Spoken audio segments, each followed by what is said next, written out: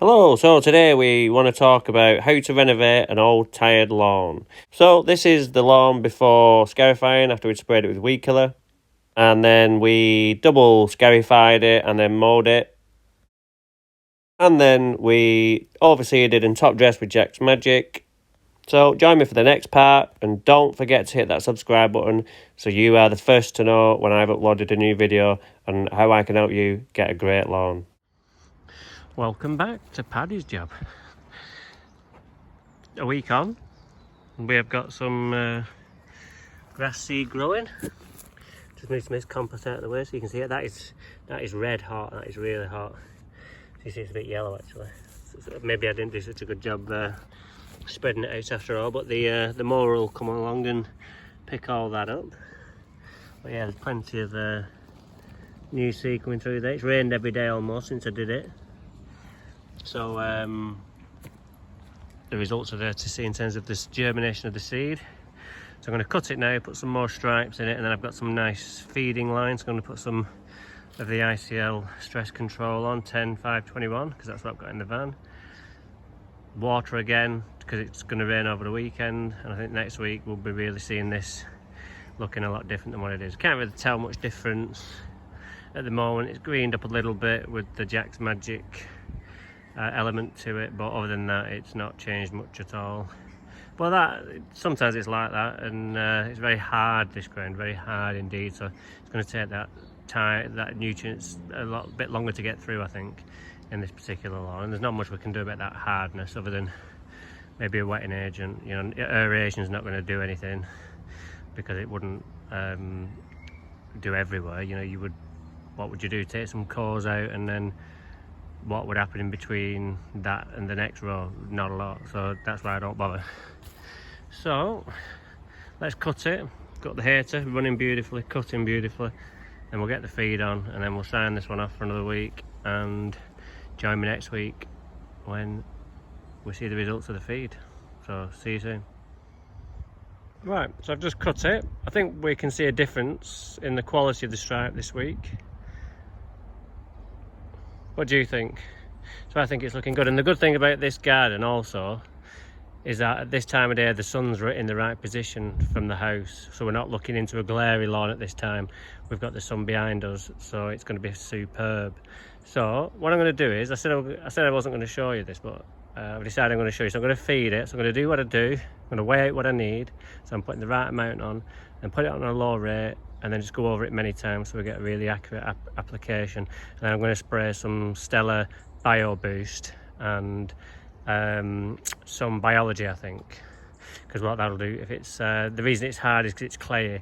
The biology is a natural clay breaker, and that's going to start eating away at some of this clay in the garden and hopefully soften that ground up a little bit.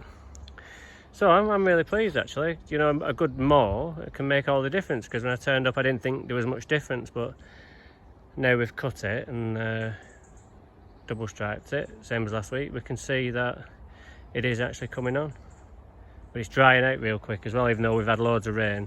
This peat's really dry, but because the grass seed's already germinated, that's fine, because it can go and get its own water from lower down. So not concerned about that at all. So let's go and get my spreader and my feed, and then I'll spray after I've put the feed on, and then that acts as almost like not a watering in of the fertilizer, but we're not wetting the leaf before and then putting the granular on, because then the granular fertilizer would stick to the leaf, and that way it might, you know, it'll stick to the leaf, and then when we mow it, it'll just take off the feed. And I have seen this before, even on some of my other jobs, where you put it on and a week later it rained and it still stuck to the leaf a little bit, and then you end up taking it off. So let's do it the right way around, and we'll get better results.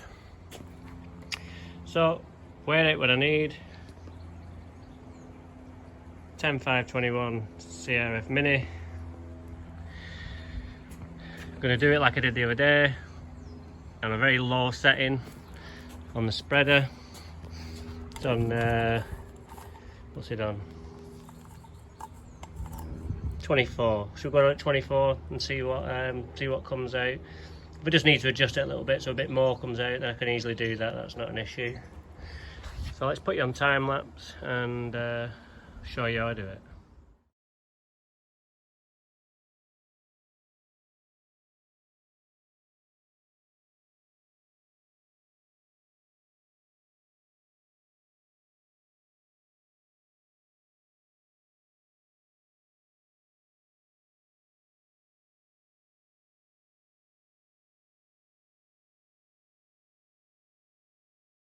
I've got just a little bit left in the bottom, which I'm quite happy with, just to throw back in the bag. Because what happens with these spreaders is that when you get down to the bottom, obviously the gravity fed, there's not enough there to actually fall through the hopper, so you end up having to bounce it into the middle so it goes through the hole. So it just looks a little bit untidy, and you can't really get a decent accuracy with that because you don't know, because it comes out in fits and starts. So that'll just go back in the bag. There's plenty on there. And I think it's really going to be really kick it in now, and especially put the bio boost on now and the biology, and I'll see what else I've got in the van. Maybe I've got some galactic in there, or maybe give it a dose of that as well, just for appearance really. We'll see how we get on, so stay tuned for that. Okay, right, I've got my sprayer, I'm ready to go. Biology, galactic green and stellar bio boost in the tank. I've just mixed a full tank because I'm going to another job after, which I'll use it on. So if I walk at the same pace as what I normally do and do the same stripes as I normally do, then it doesn't matter what's in there, because what will go on this lawn will be the right amount. So I'm going to put you on time lapse, and then hopefully this wing can just stay as it is, because it's just getting on the cusp of being too much. But sometimes you just got to go ahead, and because I'm not using weed killer or anything like that, it doesn't matter if it blows onto the borders or onto the plants, because it won't do them any harm. So always bear that in mind when spraying weed killers. Obviously don't get onto neighbouring shrubs, would be alright because they're quite hardy, but bedding plants it would just kill off straight away. And believe you me, I've done it, not recently, 20 years ago I did it, and it cost me the whole gardens with a bedding plant. So a nice tip there for you.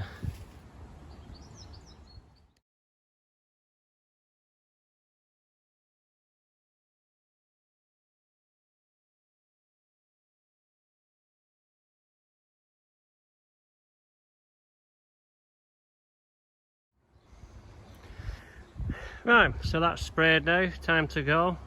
See you next time, where this lawn is going to look, hopefully, miles better than this, because that feed's going to kick right in. The products we put on are going to get that seed up and running even more so. So next week's the week where I think we go, blaming heck, what a transformation. So I'm off to my next job, which is Steve's job.